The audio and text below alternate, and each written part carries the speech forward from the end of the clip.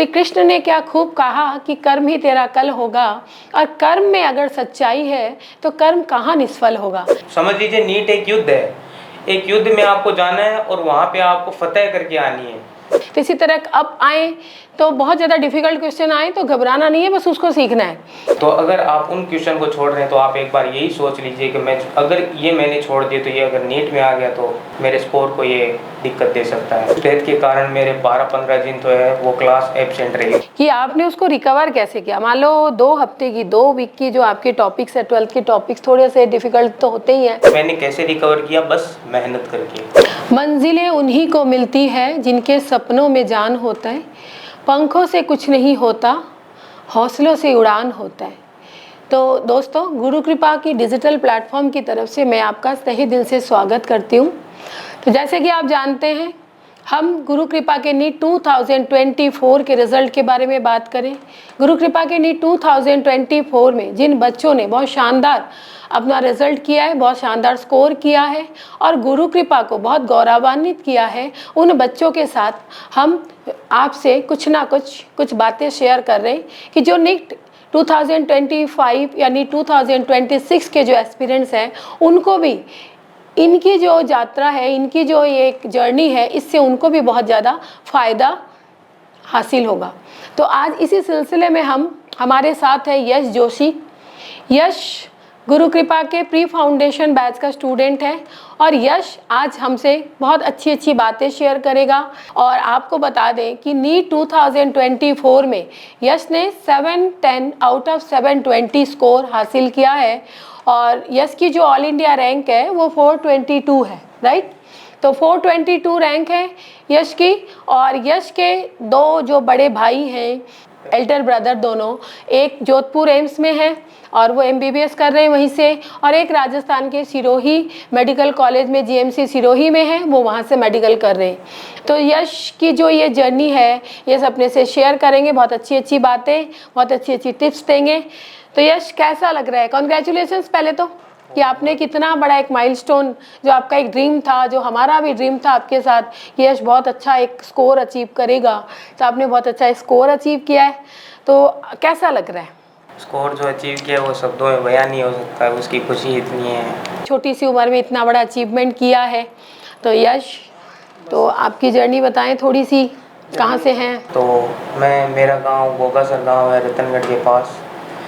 मेरे मतलब फादर पहले बंगाल रहते थे, वेस्ट बंगाल, तो वो वहाँ से पढ़ाने के लिए आए हम लोगों को यहाँ पे आए तो मेरे बड़े भाई का एडमिशन करवाया। उसके बाद वो 1 साल हॉस्टल में रहा, फिर उसके बाद मेरे पापा यहाँ शिफ्ट हो गए थे। तो 5 साल का पता ही नहीं चला कब गुजर गए, बहुत ही अच्छा सफ़र था। तो मेरे 3 साल तो मतलब ऐसे ही लगा कि बढ़िया स्कूल में पढ़ रहे हैं, वैसा ही फील हो रहा था।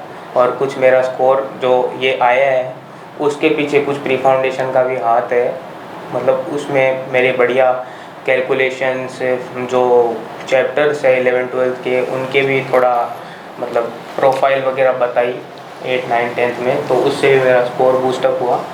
उसके बाद जब मैंने 11th स्टार्ट की तो मैं यहाँ स्टार्टिंग के ही बैच में आ गया था। स्टार्टिंग के बैच में आने के बाद मैंने बहुत बढ़िया स्कोर करना चालू किया। शुरुआत से ही मेरा स्कोर सही था।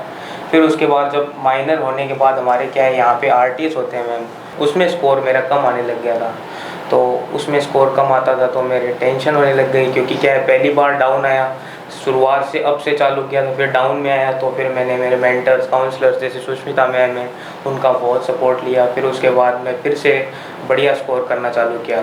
मतलब 11th के एंडिंग में फिर से मेरा एक बार डाउन स्कोर आना चालू हुआ। तो फिर मैम ने मेरे को संभाला, मेरे काउंसलर्स ने संभाला, बुढ़ाने सर ने बात की, तो फिर उसके बाद सही चला। इतनी थी 11th में। 11th मेरी एक गलती थी जो मैं आपको बताना चाहूँगा, जो भी अभी 11th में बच्चे हैं, कि मैं उस टाइम थोड़ा चंचल बहुत ज़्यादा था। मैम मेरे को हमेशा ही कहती रहती थी कि तू जिस दिन अपनी चंचलता को छोड़ देगा तू मतलब आसमां को छू लेगा। तो बस वही बात मैंने मतलब उस समय नहीं मानी। आज मैं सोचता हूँ कि अगर मैं उस बात को उसी समय मान लेता तो आज शायद मैं 720 स्कोर कर सकता था। परंतु उस टाइम मेरी मतलब मैं आपको यही कहना चाहूँगा कि मैम जो आपको कहे, जो आपके काउंसलर्स मेंटर्स आपको कहे, वो बात आपको माननी चाहिए। दूसरी गलती मैं अपनी 11th की मेजर गलती बताऊंगा कि मैंने मेरे 11th में जैसे भी पेपर दे के आता था मैं, तो पेपर देने के बाद में मैं मतलब पेपर को एक साइड में ही रख देता था, बस नंबर जोड़े बढ़िया आए तो ठीक है, नहीं आए तो भी ठीक है, बस नंबर जोड़े और साइड में रख दिया। तो मेरी यही बहुत बड़ी गलती थी। सबसे बड़ी गलती मैं आपको बता रहा हूँ कि पेपर जो है आप अगर सॉल्यूशन नहीं करेंगे उसका, मतलब वापस आप उस क्वेश्चंस को नहीं देखेंगे जो आपको छोड़ के आए हैं आप वो पेपर में, तो वो आपके लिए बहुत ही हानिकारक है। आप ये सोच के वो पेपर दें और वो उस पेपर को वापस करें कि यार जिस दिन अगर मान लीजिए कि इसमें से नीट में से सवाल आ गया, और वो जायज़ है कि सवाल आना ही है, अगर गुरु कृपा के पेपर से आ रहे हैं तो मेजर सवाल जो, मतलब मैं तो यही कहना चाहूँगा 95% जो सवाल है वो गुरु कृपा के पेपर में से आते ही हैं। तो अगर आप उन क्वेश्चन को छोड़ रहे हैं तो आप एक बार यही सोच लीजिए कि मैं अगर ये मैंने छोड़ दिए तो ये अगर नीट में आ गया तो मेरे स्कोर को ये दिक्कत दे सकता है। तो पेपर का सॉल्यूशन करें 11th में तो। और बाकी एनसीईआरटी जो है बायो की मैं कहना चाहूँगा, तो बायो की एनसीईआरटी आपको इतनी बार पढ़वा देंगे ये, मतलब नीट से पहले आपको 15-16 बार आराम से आप एनसीईआरटी पढ़ लोगे। और अगर खुद से पढ़ने की भी कोशिश करो, खुद से भी कुछ एफर्ट्स और डालो, तो आप कम से कम 20 बार तो पढ़ ही सकते हैं। और आप जानते हैं कि एक चीज़ को अगर 20 बार हम पढ़ लेंगे तो फिर नीट में स्कोर तो बढ़िया आना ही है।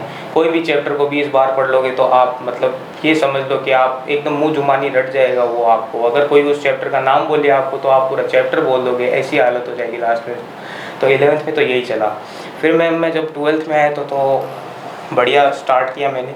फिर से मेरे 11th में जैसे स्टार्ट किया था वैसे ही मैंने बढ़िया स्टार्ट किया, बढ़िया स्कोर आ रहा था। तो 1-2 महीने हुए, फिर मेरे जो है दादाजी है उनकी 3 मई को डेथ हो गई थी। तो उस डेथ के कारण मेरे 12-15 दिन तो है वो क्लास एब्सेंट रही। उस समय भी मैम ने मेरे को कहा था कि बेटा कोशिश करना कि 2-3 दिन में ही वापस आ जाए, परंतु घर वालों ने कहा कि नहीं, दादाजी है तो 10-15 दिन तो रहना ही पड़ेगा। तो फिर मैंने क्लास स्किप की। फिर आया मैं, तो आने के बाद मेरे को, आप विश्वास नहीं करोगे कि जो वो 15 दिन का एक छोटा सा पोर्शन होता है, 15 दिन कोई बड़ी बात नहीं होती वैसे, 15 दिन ऐसे निकाले तो बहुत आसानी से निकल जाते हैं, किंतु 15 दिन का जो वो कोर्स था उसको मुझे रिकवर करने में 4-5 महीने लग गए थे। तो मैं यही तीसरी सबसे बड़ी आपको गलती बताना चाहूँगा कि क्लास कुछ भी हो बहुत कम आपको छोड़नी है, या फिर नहीं छोड़ोगे तो बहुत बढ़िया है। जैसे मैंने 11th में एक भी क्लास नहीं छोड़ी थी, परंतु 12th में कुछ परिस्थितियाँ ऐसी थी तो मैंने 15 दिन की क्लास छोड़ दी, तो उसको मुझे रिकवर करने में 4-5 महीने लग गए। तो मैं चाहूँगा कि ये गलती बिल्कुल भी ना करें। उसके बाद मैंने फिर रिकवर किया, फिर DTS चलने चालू हुए, DTS हमारे चलते रहते थे। यहाँ एक बार रोकूंगी यश कि आपने उसको रिकवर कैसे किया। मान लो 2 हफ्ते की 2 वीक की जो आपके टॉपिक्स है, 12th के टॉपिक्स थोड़े से डिफिकल्ट तो होते ही हैं, कंसेप्चुअल होते हैं। 11 के उतने कंसेप्चुअल, 12th का थोड़ा सा ज़्यादा डेप्थ में कंसेप्चुअल होते हैं, जैसे ऑप्टिक्स टाइप की ऐसे कुछ है, या इक्विलिब्रियम जैसे बोलते हैं, ऐसे कुछ एक टॉपिक्स होते हैं जो कंसेप्चुअल। जी मैम। तो आपने उसको कैसे कवर किया, क्या किया प्लानिंग? मतलब मैं सब्जेक्ट वाइज बताना चाहूँगा कि जब हम पढ़ रहे थे तो फिजिक्स में मेरा बहुत ही अच्छा चैप्टर होता है जो इलेक्ट्रोस्टैटिक्स और कैपेसिटर, जो मेन मतलब बढ़िया स्कोर करने वाला होता है, जिसमें से 4-5 क्वेश्चन 6 क्वेश्चन एवरेज आते हैं मैम। तो उसमें मेरे समस्या आई थी, तो फिर मेरे टीचर्स ने जो है, मेरे भाइयों ने, उन्होंने मेरे को पढ़ाया वापस।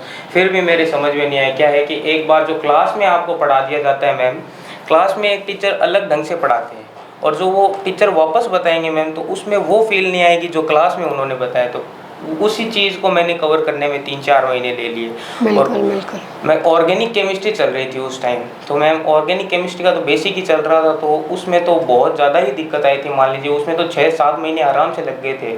उसमें भी मेरे भाइयों ने, टीचर्स ने अच्छे से फिर बताया वापस। तो वैसे करते करते बस क्या है कि मेन इसमें मैं यही कहूँगा कि मैंने कैसे रिकवर किया, बस मेहनत करके।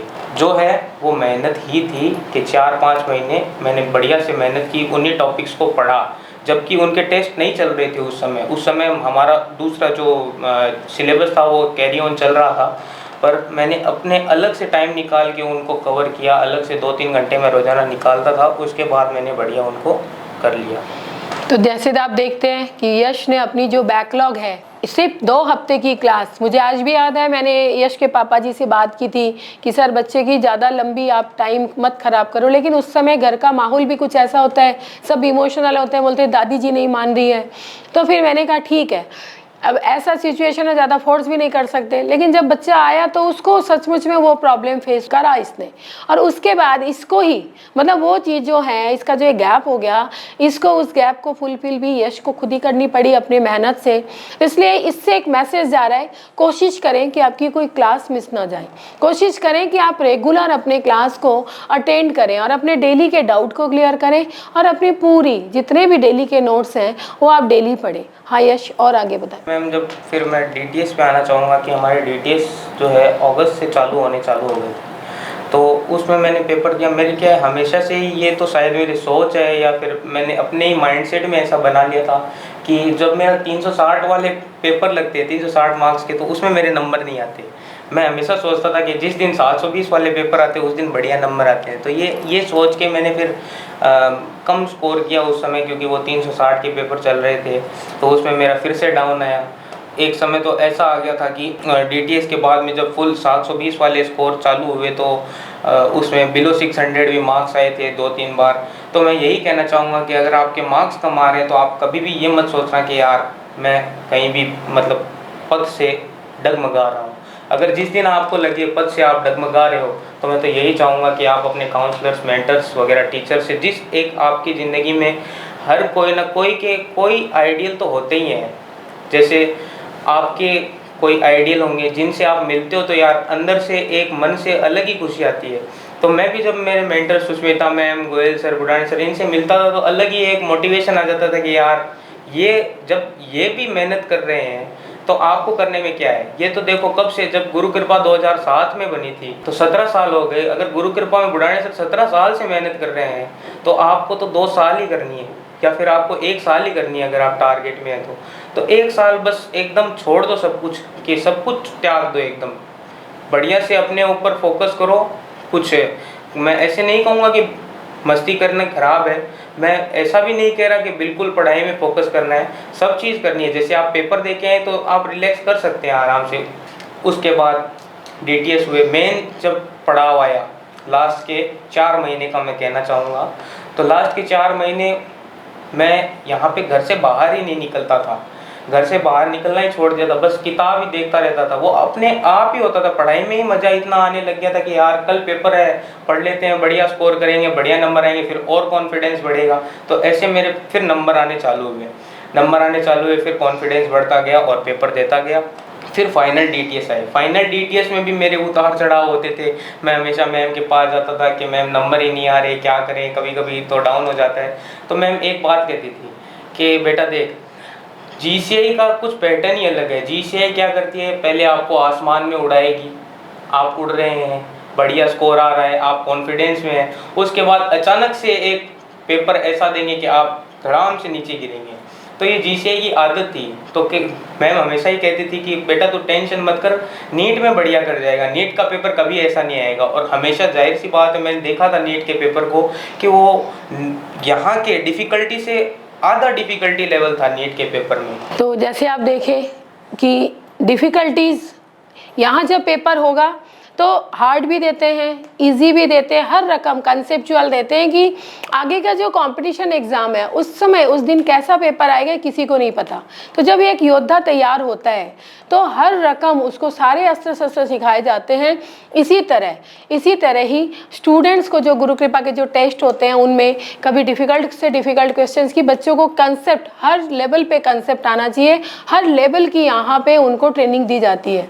तो इसी तरह अब आए तो बहुत ज़्यादा डिफ़िकल्ट क्वेश्चन आए तो घबराना नहीं है, बस उसको सीखना है। बहुत ज़्यादा इजी आए तो भी ऐसे ओवर कॉन्फिडेंट होकर उसको गलत नहीं करना है, वहाँ भी थोड़ा धीरे से उसको क्वेश्चन को पूरा पढ़ना है और करना है। नहीं आए तो क्या हुआ, कुछ सीखने को ही मिलेगा। और सीख रहे हैं जैसे कि ये बच्चा धीरे धीरे, कई बार स्कोर बहुत कम आया, फिर स्कोर बहुत अप हुआ। तो ऐसा नहीं है कि ओवर कॉन्फिडेंट हो गया या बहुत ज़्यादा डाउन हो गया, लगातार इसको पता है काम करना है तो इसने काम किया। बहुत अच्छा यश, आपने जर्नी की, बहुत अच्छी बात की। जैसे आपकी फिजिक्स आपकी स्ट्रांग थी लगभग, बहुत अच्छी थी आपकी फिजिक्स, क्योंकि आपने भाई 9-10 से आपने बहुत अच्छा अपने कंसेप्ट को बिल्ड किया। थोड़ा थोड़ा वहाँ बेसिक चीज़ें पढ़ाई जाती है, फाउंडेशन की थोड़ी, ओलंपियाड की प्रिपरेशन होती है, NTSC की होती है, STS, तो बच्चा बहुत कुछ फिजिक्स केमिस्ट्री के बारे में जान जाता है। तो आपने वहाँ से आपका लेवल अप हुआ। लेकिन जब यहाँ आप नीट की तैयारी करने आए तो थोड़ा सा कुछ तो डिफरेंट लगा होगा। मैम यहाँ का तो क्लास का माहौल ही पूरा डिफरेंट लगा था। एक बार तो मतलब टीचर्स को देखा, टीचर्स एकदम थोड़ा सा अलग तरीका था यहाँ पे उनका पढ़ाने का, थोड़ी सी दिक्कतें आई, परंतु फिर जो है सपोर्ट मिला तो सही चला मेरा। और फिजिक्स में तो ये था कि शुरुआत से सही थी, क्योंकि कैलकुलेशंस सही थी मेरी, कैलकुलेशंस मेरी हमेशा से फास्ट रही थी, क्योंकि प्री फाउंडेशन में बढ़िया कैलकुलेशन करवा लेते थे। तो यहाँ पे फिर मेरे को फिजिक्स पढ़ने का तरीका नहीं पता था, तो पढ़ने के तरीके पे मैंने एक दिन बुढ़ाने सर कह रहे थे कि बेटा फिजिक्स में आपको क्वेश्चन की प्रोफाइल याद करनी चाहिए। तो मैं उसी बात को फिर सोचा, कई दिन मैंने सोचा कि यार बुढ़ाने कहने क्या चाह रहे हैं। तो फिर पता चला कि क्वेश्चंस की प्रोफाइल जो है, मतलब एक चैप्टर मान लीजिए, कोई सपोज कीजिए कि AC चैप्टर आपको बता दिया, तो AC चैप्टर में आपको अल्टरनेटिंग करंट चैप्टर में आपको पता होना चाहिए कि इस साइड से यह क्वेश्चन बन सकता है और इस क्वेश्चन का ऐसे सॉल्यूशन होगा। ऐसे आपको जिस दिन याद रहना चालू हो जाएगा तो आप समझ लीजिएगा आप फिजिक्स में एकदम बढ़िया 180 आउट ऑफ 180 स्कोर कर सकते हैं। और फिर केमिस्ट्री में तो फिजिकल केमिस्ट्री थी, उसमें पूरी कैलकुलेशन ही है, फिजिक्स टाइप में कैलकुलेशन आती है, तो वो तो कैलकुलेशन सही थी। और इनऑर्गेनिक ऑर्गेनिक केमिस्ट्री में इनऑर्गेनिक में थोड़ी सी रटने वाला पोर्शन जाता है, तो वो बुढ़ाने सर कहते थे कि उसको आप सोचेंगे कि मैं नहीं, आज ही मैं उस इनऑर्गेनिक केमिस्ट्री के किसी टॉपिक को आज ही पढ़ के मैं एकदम बढ़िया कर लूँगा, तो ऐसा कभी नहीं हो सकता। आप कितनी भी कोशिश कर लें, आप अगर एक बार पढ़ते हैं किसी चीज़ को तो आपका वो ज़रूरी नहीं है कि नीट में सही हो। आप अलग से या फिर GCI की टेस्ट सीरीज़ को फॉलो करके उसको पढ़ेंगे तो आपका नीट में सही होने वाला है वो क्वेश्चन, अगर उस टॉपिक से आया तो यहाँ पे वही है कि बार बार किसी चीज़ को पढ़ोगे तो याद हो जाएगी, एक बार पढ़ोगे तो नहीं होगी। बहुत अच्छा, बहुत बढ़िया बेटा, आपने बहुत अच्छी से एक्सप्लेन किया सारी चीज़, किस तरह से फिजिक्स को हैंडल करना है, किस तरह से केमिस्ट्री को हैंडल करना है। तो अब अपनी बायोलॉजी की तरफ बढ़ते हैं। बायोलॉजी को मतलब किस तरह से पढ़ना चाहिए कि 360 आउट ऑफ 360 आ जाए? बायोलॉजी तो मैम ये है कि शुरुआत में आपको, अगर आप 11th में है तो आपको थोड़ी सी NCERT की लाइंस पता नहीं चलेगी, किंतु मैं तो यही कहूँगा कि आप जितनी बार भी NCERT पढ़ेंगे आपको एक ना एक बात पक्का ही पक्का नहीं मिलने ही वाली है। कभी भी आप पूरी NCERT को ऐसे नहीं सोच सकते कि NCERT पूरी मेरे को आती है। जिस दिन आप ऐसा सोच के पढ़ने लग जाएंगे कि यार नहीं NCERT तो पूरी आती है, कुछ भी नहीं है NCERT में, तो उस दिन आप समझ लीजिएगा कि आपका कोई ना कोई क्वेश्चन तो गलत होने ही वाला है। आप यही जिज्ञासा करके पढ़िए कि मेरे को NCERT में अभी भी कुछ नहीं आता, मैं और जानने की कोशिश करूंगा, तो आपको अलग ना अलग कोई लाइन मिल ही जाएगी। लाइन टू लाइन बस NCERT पढ़िए, नोट्स अगर आप पढ़ सकते हैं तो पढ़िए। लास्ट दिनों में मैं रिकमेंड करूँगा कि एक छोटी सी मतलब मेमो टाइप में आता है, मैंने बना रखा था, तो बस मेरे को जो याद नहीं रहता था, जो भी याद नहीं रहता था वो मैं उसमें लिखता था, बस सिंपल। वो एक प्रकार के शॉर्ट नोट्स के भी मिनी शॉर्ट नोट्स होते थे मैम, तो वो बना के रखता था मैं। तो वो मेमो फिर मैंने तीनों के सब्जेक्ट बनाए थे, तो जब मैं नीट के दिन जा रहा था सेंटर पे तो वो तीनों जो है छोटी छोटी कॉपी मैंने लेके गया था साथ में। तो मैं बायोलॉजी की वही रिवाइज कर रहा था, तो आप विश्वास नहीं करोगे शायद कि उसी जो छोटी सी कॉपी थी उसमें ही मुझे वहाँ पे 30-40 सवाल मिल गए थे नीट में। तो उसको ही देख के मुझे मतलब इतना कॉन्फिडेंस आया पेपर में बैठ के कि मेरा पेपर बढ़िया हो गया। तो मैं भी चाहूँगा कि आपको जो चीज़ याद नहीं रहती उस चीज़ को आप लिख लोगे और उस चीज़ को बार बार पढ़ लोगे। मेरा यही था कि मैं उसी कॉपी को रात को सोने से पहले पढ़ता ही था। तो मान लीजिए कि मैंने 16 बार किसी चैप्टर को पढ़ा या 17 बार पढ़ा, तो वो रोजीना रात को पढ़ लेता था, तो ऐसे करके एक बार और फिर वो रिवाइज हो जाता था। तो यही मैंने स्ट्रेटेजी अपनाई थी बायोलॉजी में, और फिजिक्स केमिस्ट्री में तो वो सही थी। बहुत अच्छा, जैसे यश ने अभी अपने को बोला, जैसे हम भी बार बार बता देते हैं कि कोई भी आपकी गलती होती है, कहीं भी आपके मिस्टेक्स होते हैं, कहीं भी आपको डिफ़िकल्टीज़ होती है, वो कहीं स्टोर करके रखो, वहाँ लिखो और उसको बार बार रिवाइज़ करो, क्योंकि स्पाइनल कॉर्ड से आपका रिप्लाई आना चाहिए इंस्टेंट। क्योंकि नीट का फंडा यही है कि speed and accuracy, within a time limit you have to answer the question. So that's why कि आप अगर मल्टीपल टाइम उसको रिवाइज करेंगे, minimum content and multiple revision, यही है नीट का मेन मोटो। तो जब बच्चा उसको बार बार अपनी गलतियाँ, जहाँ उसके मिस्टेक्स हो रहे हैं वो उसको बार बार रिवाइज कर रहा है, तो बस वो छोटी छोटी गलतियाँ ही तो होती है और उसको रिवाइज करने से वो रिकॉल कर पा रहा है। जैसे यश ने बोला कि उस दिन उसने बस एग्जामिनेशन सेंटर में जाने से पहले उसको एक बार अच्छी से रिवाइज कर लिया तो कितनी बड़ी बेनिफिट मिला। नहीं तो इतनी बड़ी एनसीईआरटी या इतने सारे नोट्स या इतने सारे पेपर वो कैसे देख के जा सकता था। तो उसने अपनी मिस्टेक्स को छोटी सी एक उसमें समा लिया और उसको वो बार बार रिवाइज इसलिए कर ले। इसलिए आप शॉर्ट नोट्स टाइप का या इस तरह से मिस्टेक डायरी या कोई ऐसे छोटे छोटे कोई बुकलेट या कोई डायरी मेंटेन करिए और उसमें अपनी गलतियाँ लिखिए, उसका सोल्यूशन लिखिए और उसको रिवाइज करिए। That's it. तो मैं एक आपको नीट में सक्सेस का मंत्र बताना चाहूँगा। लोग आपको कहेंगे कि ये कर वो कर, कुछ नहीं, आप अपनी स्ट्रेटजी बनाओ। पहली बात तो हमें एक सर कहते थे कि बेटा जब आपके फिंगरप्रिंट ही सेम नहीं हो सकते, जब आपके अंगूठे का छाप ही सेम नहीं हो सकता, तो आपका ब्रेन कैसे सेम हो सकता है दो व्यक्तियों का। तो आप खुद ही अपनी स्ट्रेटजी बनाइए, खुद ही सोचिए कि मुझे कैसे फाइट करना है। एक समझ लीजिए नीट एक युद्ध है, एक युद्ध में आपको जाना है और वहाँ पे आपको फतेह करके आनी है। तो बस वैसे ही मान के आप अपने दिमाग में स्ट्रेटजी बनाते जाइए। तो मैं जो बता रहा हूँ आपको कि मेन जो मंत्र है वो है कॉन्फिडेंस। बस मैं तो इसी चीज़ को मानता हूँ। अगर आपका कॉन्फिडेंस वीक रह गया, अगर आपका कॉन्फिडेंस नीट के समय वीक रह गया तो वो आपके लिए हानिकारक हो सकता है। मैं तो हमेशा यही कहूँगा कि आपको कॉन्फिडेंस हमेशा बहुत बढ़िया रखना है, कभी भी ओवर कॉन्फिडेंस नहीं रखना। मेरी एक और गलती बताऊँ तो मैं एक समय आ गया था 11th के टाइम पे, जब मैं ओवर कॉन्फिडेंस में आ गया था।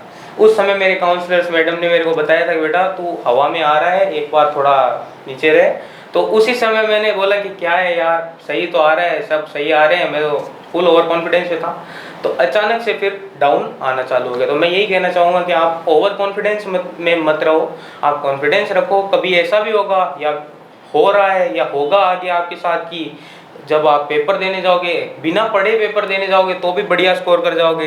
तो ऐसे जब होगा ना आपके साथ तो आपका कॉन्फिडेंस और बढ़ता जाएगा। तो यही है नीट तक, जब तक आपके डीटीएस चालू हो जाएंगे तब आपका कॉन्फिडेंस होगा आसमान पे, और जब आप डीटीएस देते जाओगे तो और बढ़ता जाएगा। और नीट के समय में यही कहना चाहूँगा, कॉन्फिडेंस मत लूज करना। नीट के समय एक मैंने और काम किया था कि जैसे मैं नीट के समय ऐसा लगा कि कहीं यार डगमगा रहा हूँ, तो मैंने मेरे आइडियल को फ़ोन किया। मैंने उससे मेरे जो भी आइडियल थे उनको फ़ोन किया और उनसे बात की, तब मन हल्का हुआ। तब मैं फिर सोचा कि नहीं यार, आज नीट का एग्ज़ाम है, मैं बढ़िया से करूँगा और बढ़िया से फाइट करूँगा, एकदम योद्धा की तरह वहाँ जाके फतेह करके आऊँगा। तो बस यही था मैम। और एक और बात बताना चाहूँगा, जब भी आप डीमोटिवेट हो तो मैं तो एक ही बात सोचता था हमेशा कि जिस दिन ऐसा सोच तू कि जिस दिन तू नीट निकालेगा, बढ़िया नंबर से नीट निकालेगा, तो जिस दिन उत्सव आएगा और उत्सव में आपके मम्मी पापा दादी वहाँ पे सेलिब्रेट करेंगे, जब उनको वहाँ पे सम्मानित किया जाएगा, स्टेज पे बुढ़ाने से सम्मानित करेंगे, मैम सम्मानित करेंगे, तो उस समय आपको अलग ही वो पल ही सोच के आपके अंदर गूज़बम्स आने लग जाएंगे अपने आप। जब मैं ऐसा सोचता था गूज़बम्स आने लग जाते थे और मेरा मन करता था कि यार नहीं, और मेहनत करेंगे तब बढ़िया आएगा और उत्सव में मजे आएंगे। तो यही सोच के आप पढ़ाई करें कि उत्सव में आप इंजॉय करेंगे, और उत्सव में आप तभी इंजॉय कर पाएंगे जब आप बढ़िया से मेहनत करेंगे। उत्सव मतलब सेलिब्रेशन ऑफ विक्ट्री। गुरु कृपा में जब हर साल नीट में जो बच्चा सेलेक्ट होता है, उसके बाद गुरु कृपा अपने इन्हीं बच्चों से एक सेलिब्रेशन करती है, विक्ट्री को सेलिब्रेट करती है। और जब बच्चा मेडिकल कॉलेज में चला जाता है, उसके बाद हम उनको इनवाइट करते हैं, उनके साथ उनके दादा दादी नाना नानी जितने भी उनके रिलेटिव्स हैं, जिनको भी वो लाना चाहें, उन सभी को हम बुलाते हैं और स्टेज में उस बच्चे के साथ उनके जितने भी रिलेटिव्स हैं सबको हम सम्मानित करते हैं। तो यश वही चीज़, क्योंकि यश ने 2 बार उसको फेस कर चुका है, अपने बड़े दोनों भाइयों के साथ यश ने उस सिचुएशन को फेस कर चुका है। तो यश को पता है कि कितना अच्छा सम्मानित, अपने पेरेंट्स को, अपने ग्रैंड पेरेंट्स को सम्मानित होते देख कितना अच्छा लगता है। इस दिन के लिए भी यश मोटिवेटेड रहता था। इस दिन के लिए भी यश ने, जब भी उसको ऐसा लगा कि नहीं हो रहा, अब कितना करे, तभी भी यश को, वैसे थोड़े दिन की और बात है, वो दिन आएगा, उसके लिए काम करो। बहुत अच्छा यश, कि बहुत शानदार कि उत्सव के लिए भी या कुछ अपने पेरेंट्स को सम्मानित करने के लिए एक सपना आपने देखा और वो सपना हकीकत में बदल रहा है। तो कोई ऐसा फ़नी मोमेंट भी आप शेयर कर दोगे? ऐसा कोई एक फ़नी मोमेंट था कि अच्छा लगे, क्योंकि आपके ऐसे बहुत सारे, क्योंकि आप थोड़े चंचल बच्चे हैं, तो ऐसे बहुत सारे थोड़े टिप्स, ऐसी कुछ बातें हैं जो आप कुछ शेयर करना चाहें कि थोड़ा बच्चे हंस लें? हंसने की तो बात ये है कि ऐसा भी है कि मतलब बदमाशी कर देते थे तो क्लास से बाहर भी निकाल देते थे। मैं तो यही कहना चाहूँ कि आप क्लास में मस्त होकर बैठो।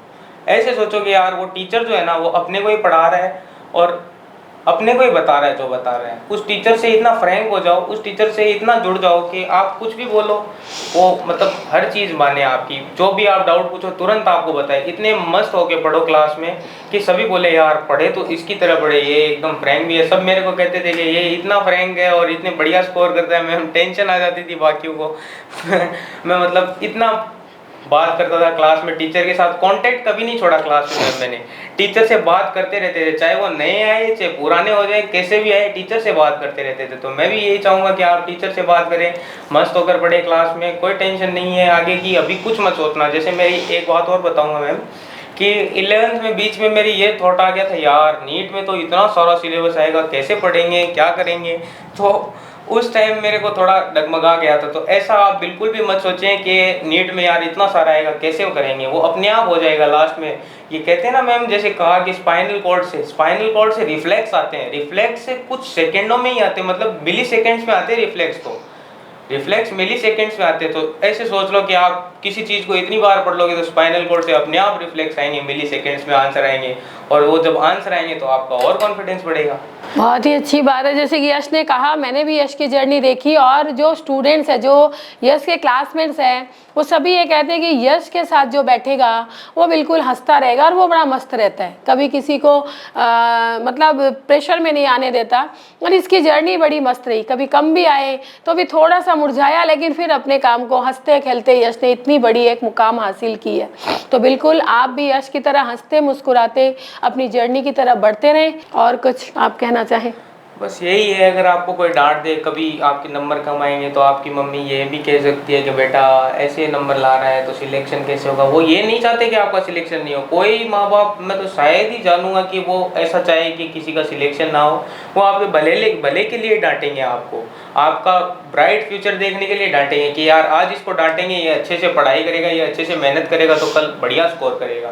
तो आप डांट से ज़्यादा टेंशन में बताइए कि जो पीछे वो फीलिंग्स है, उस डांट के पीछे जो फीलिंग्स है, जो आपके माँ बाप, टीचर, काउंसलर जो शेयर करना चाहते हैं, आप उस पर फोकस करें, आप उसको गौर फरमाएं, उसको आप ध्यान से देखें, तब जाके आप बढ़िया से पढ़ाई करेंगे। एक बात और है कि आप गुरु कृपा में हैं तो आपको तो ब्लाइंड फॉलोवर बनना पड़ेगा। बुढ़ाने सर अगर आपको कह दे कि बेटा रात को ही दिन मान ले तो बस मान लो, बस आंख बंद करके मान लो, बुढ़ाने सर कह रहे हैं तो वो सही है, जैसे कह रहे हैं वैसे कर लोगे तो सिलेक्शन पा जाओगे।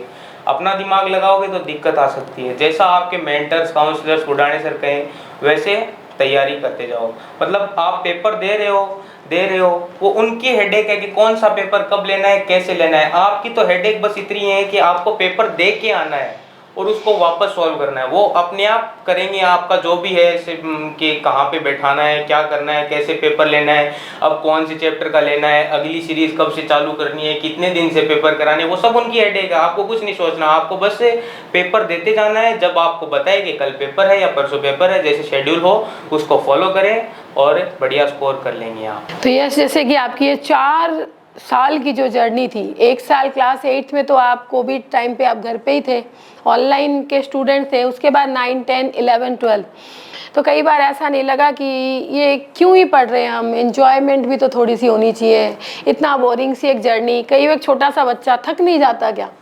जी मैम, थकते तो हैं। मैं मतलब 9, 10 का तो पता ही नहीं चला, क्योंकि उस समय तो मस्ती भी चलती थी पैरेलल में और पढ़ाई भी चलती रहती थी।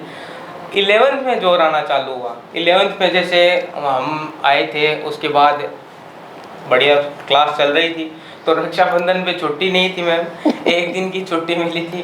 तो उस टाइम फ्रस्ट्रेट हो गए थे कि यार कब छुट्टी मिलेगी।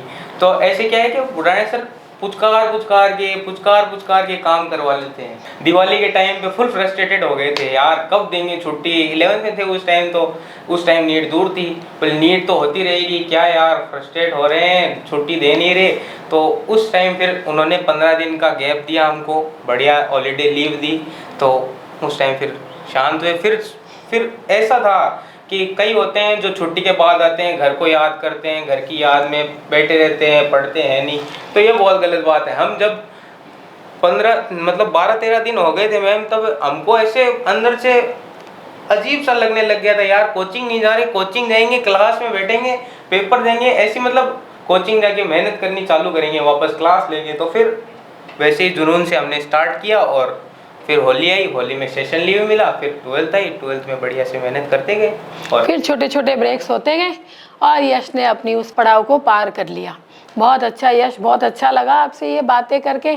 तो साथियों, आपने भी देखा बच्चों कि किस तरह से यश ने अपनी पूरी जर्नी को हंसते खेलते मस्ती, इसने प्रेशर आया तो उसको लिया नहीं, लेकिन थोड़ा थोड़ा प्रेशर तो लेना चाहिए। बिना प्रेशर के कभी भी कोहिनूर नहीं बनता, कभी भी हीरा नहीं बनता। तो हीरा बनने के लिए या कुछ अच्छा बनने के लिए थोड़ा बहुत प्रेशर, थोड़ी बहुत दबाव होनी चाहिए, लेकिन उस दबाव को झेलने की आप में ताकत भी होनी चाहिए। आपके टारगेट की तरफ बढ़ते रहिए। और नीट 2025 जैसे इन बच्चों ने कीर्तिमान रचा, तो हम चाहते हैं कि नेक्स्ट अब आपकी बारी, तब आप भी वहाँ कहीं ना कहीं एक ड्रीम, कहीं ना कहीं एक मोटिवेशन या कोई भी एक टारगेट इस तरह से लेके अपने छोटे छोटे कदमों से अपनी मंजिल तक पहुँचे। तो यश, मेरी तरफ से तो हार्दिक शुभकामनाएं आपको, और आप भी अपनी तरफ से जो नीट एस्पिरेंट्स हैं उनको आप एक बार और एक अच्छी सी शुभकामनाएं, एक अच्छी सी कोई बात बोल दीजिए, फिर अपन इस सेशन को बिल्कुल कंप्लीट करने में, फिनिश करने में आ गए। आखिर में यही बात कहना चाहूँगा कि बस पढ़ते रहो। हमारे बुढ़ाने सर एक बात कहते हैं, मस्त रहो, व्यस्त रहो और पढ़ते रहो। बस यही मैं कहना चाहूँगा, मस्त रहो, व्यस्त रहो और पढ़ते रहो। देखो, पढ़ाई करे बिना कुछ नहीं होगा। आप सोच रहे हो कि 1-2 घंटे पढ़ लेंगे यार नीट क्रैक हो जाएगी, नहीं, ऐसा नहीं है। आप सोच रहे हो 14-15 घंटा पढ़ेंगे नीट क्रैक होनी है, नहीं, ऐसा भी नहीं होगा। आप सिलेक्टिव पढ़ो, बढ़िया से पढ़ो, रिवाइज बार बार करते रहो, बस अपने आप होगा। लक्ष्य आप, एक होता है ना कि जब सुनसान रास्ते पे चलते जाते हैं, एकदम सीधा रास्ता है तो कुछ क्लैरिफिकेशन नहीं होता। जैसे जैसे आप चलते जाओगे अपने आप क्लैरिफिकेशन आएगा, अपने आप आपको बाकी चीज़ों का ध्यान पड़ने चालू हो जाएगा। तो आप टेंशन मत लो, बस आप चलते जाओ। बुढ़ाने सर ने कहा है ना कि तुमको रास्ता बता दिया, तुमको फाइनल डेस्टिनेशन बता दी, चलना तुमको ही पड़ेगा, वो नहीं चलवा पाएंगे आपको ही मेहनत करनी पड़ेगी, वो आपसे मेहनत नहीं करवा पाएंगे। वैसे मेहनत तो क्यों नहीं करवा पाएंगे, टेस्ट ही इतने लगवा देते हैं मैम रोजाना। 12th में लगभग 160 टेस्ट हो जाते थे, तो एवरेज एक साल में हर 2 दिन से पेपर। तो मेहनत तो क्यों नहीं करवाएंगे, मेहनत आपसे खूब करवाएंगे। बस वही है ना कि एक तो दिल से मेहनत करो, और एक यार करते जाओ, बस बेफालतू में बेमन से करने में कोई फायदा नहीं है। मन से पढ़ो, तब मजा आएगा और बढ़िया स्कोर होगा। बस मंजिल आपको ही चलनी है, और इसको बहुत मोटिवेशन के साथ और लगातार चलते रहिए। बीच बीच में छोटे छोटे ब्रेक्स अपने पेरेंट्स के साथ बात करते रहिए, अच्छी बातें करते रहिए, पॉजिटिव बातें करते रहिए, फ्यूचर की बातें करते रहिए, तो आपका मन लगा रहेगा अपने काम में। क्योंकि श्री कृष्ण ने क्या खूब कहा कि कर्म ही तेरा कल होगा। श्री कृष्ण ने क्या खूब कहा कि कर्म ही तेरा कल होगा, और कर्म में अगर सच्चाई है तो कर्म कहाँ निष्फल होगा। जैसे इन बच्चों की कर्म में सच्चाई थी तो इनका कर्म कहीं भी निष्फल नहीं हुआ और ये अपनी मंजिल पर पहुंच गए। तो all the best my dear future doctors, आप भी इसी तरह मेहनत करें। तो अगली कड़ी में फिर हम कुछ और बच्चों के साथ अपन गुफ्तगू करेंगे, उनसे कुछ ना कुछ अच्छी टिप्स चुराएंगे और किस तरह से वो सफल हुए उस कहानी को फिर अपन आपके साथ शेयर करेंगे। तो all the best and thank you.